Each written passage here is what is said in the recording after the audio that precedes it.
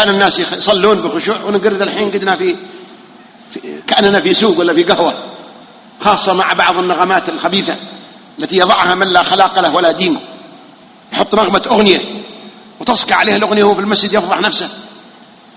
وبعضهم فيه خير ومتدين ويجعل نغمة أذان ولا نغمة قرآن ولا نغمة دعاء ويظن أن هذا زين، وهو ما هو بزين، هذا استهزاء، هذا إهانة لشعائر الله. تجعل كلام الله نغمة جوال، تجعل شعيرة الأذان نغمة جوال وتظن أن هذا زين. من يعظم شعائر الله فإنها من تقوى القلوب. كانوا يقولون المرء مخبوء تحت لسانه، ما نعرف الرجال اللي يتكلم.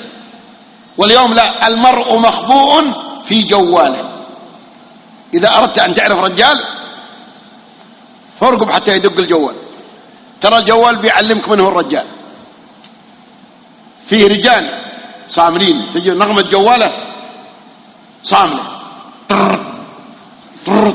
رجال لا ما هو مرجوج هنا.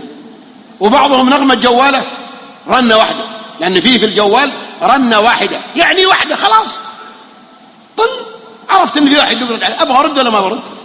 لا، بعضهم لا، يحط 20 رنة. ايش هذا؟ وبعضهم مطفوق تنكة مرجوج يحط نغمة ايش هذا؟ وبعضهم رقيص يروح للمحل يقول بالله حط لي اغنية عشان يغني ابو رطيشة ويفضح نفسه امام الرجاجيل.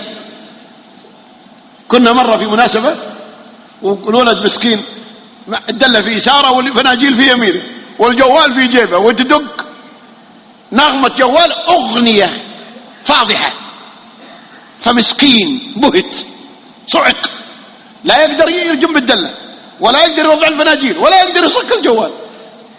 خجل انا زيد قمت ارقص. قال خلاص يا شيخ خلاص والله ما عاد اسوي والله. قلت الا تفضح نفسك. وراح يغيره. فليش يا اخي تحط نغمة جوال اغنية؟ جوال يا اخي هذا جهاز تنتظر مكالمة، حط شيء يشير لان في مكالمة وبس.